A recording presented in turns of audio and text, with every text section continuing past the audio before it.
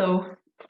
Today I'm going to talk about Kailyard literature and its relationship with cosmopolitanism in Scotland at the fin de siècle.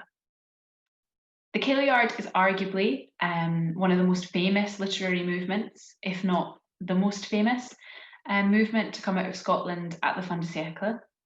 To offer a brief definition, it is a body of fiction written between the late 1880s and late 1890s that portrays 19th century Scotland as a predominantly rural, religiously orientated and overly sentimental nation, and one that is innocent of the depreciation and social problems that dominated towns and cities throughout the 19th century world.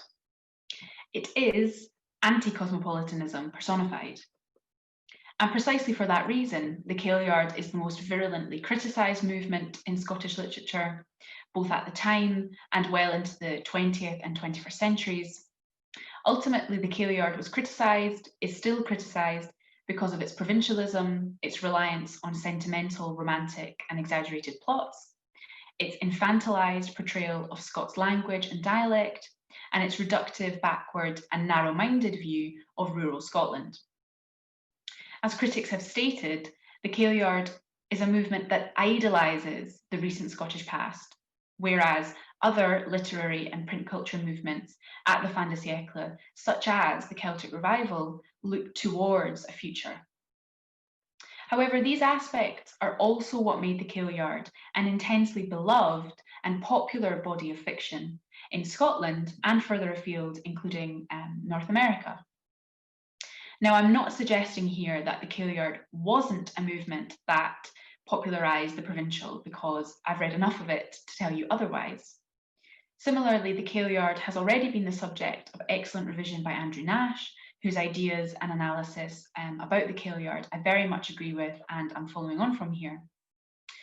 What I do want to do today is add to the reassessment of the Kailyard by considering Scottish literary magazines, which is where a vast majority of Kailyard fiction can be found.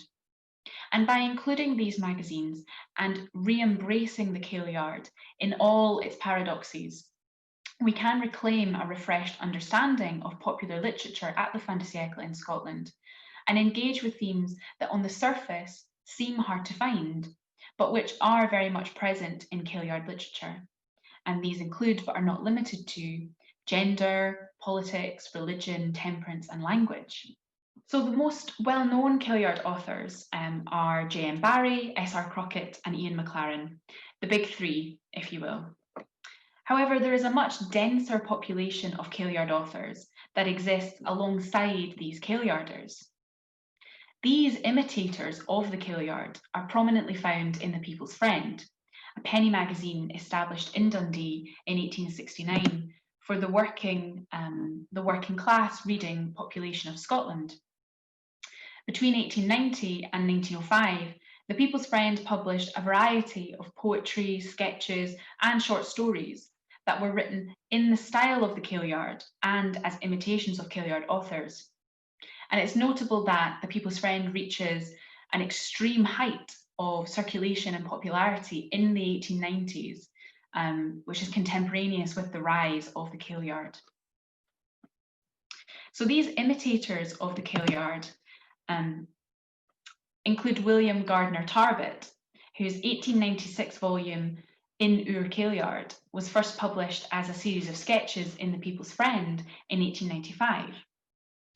The Scotsman newspaper reviewed Tarbet's novel and stated that, while the reading public owes something to the leaders of the Kailyard school, it would still be more grateful to them if they could only manage somehow to blight, cut down, or otherwise obliterate the numerous inferior Kail runts, which their field is rapidly becoming overgrown.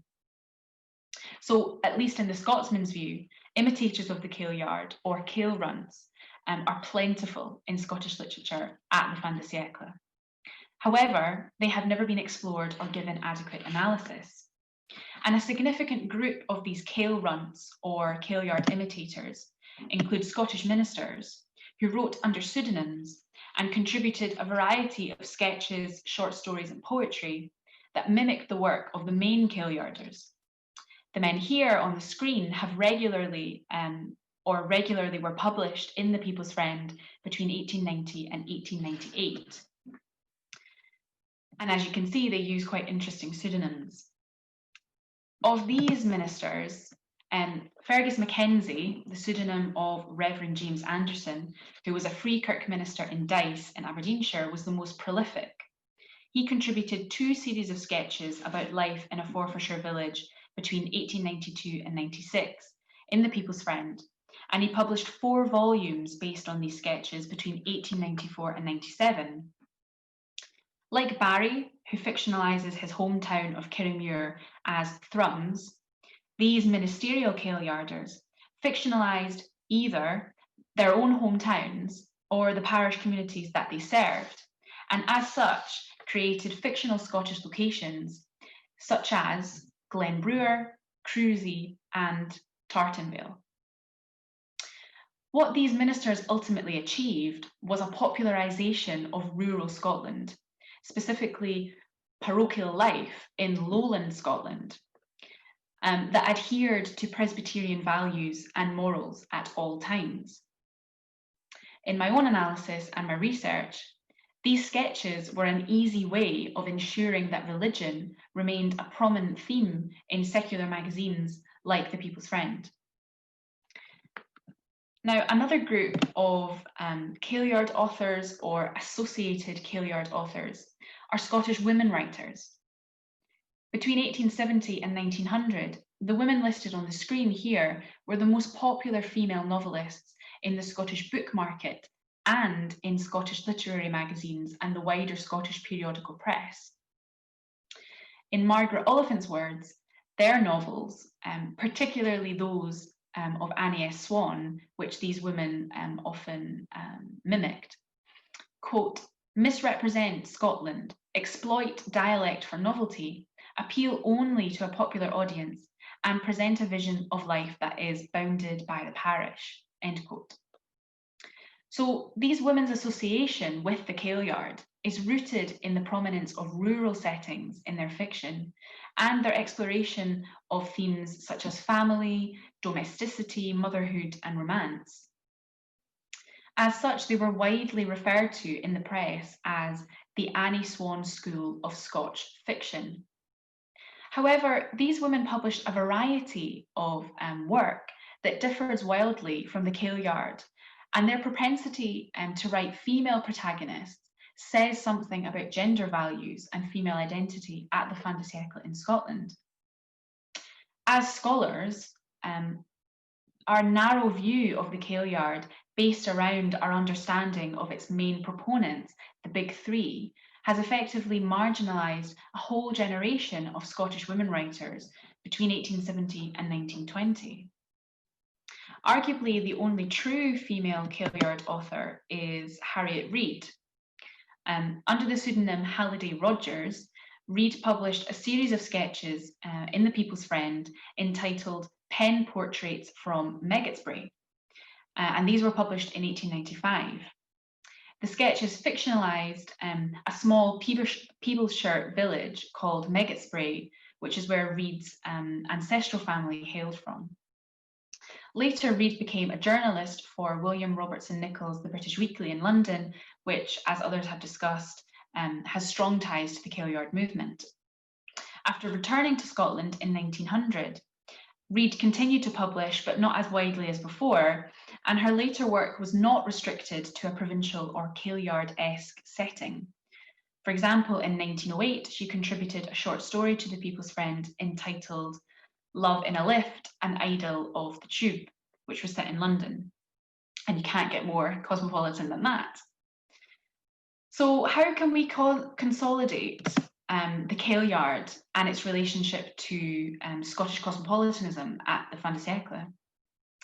At a time when the Celtic revival was espousing pan-Celticism and an international outlook, why was the Kailyard such an avowed proponent of provincialism? Well, it would take far longer to fully come to terms with that question. But we might consider, as Andrew Nash and Cairns Craig and many others have argued, that the Kailyard's provincialism was an expression of regionalism, specifically the lowland regions of Scotland, which is a significant element in Scottish literature since 1870 that hasn't been fully mapped out. However, the Kailyard, in its broadest terms, goes far beyond this. There are sources, authors, writers, poets, playwrights even, that have been neglected in the discussion around the Kailyard, and who, through future research and analysis, will enrich the understanding that we have of Scottish cosmopolitanism at the fin de siècle. Ultimately, the Kailyard is, and which we don't often like to admit, a much more integral movement to Scottish literature than has previously been suggested, and which I hope we can get good discussion on in the future. Thank you.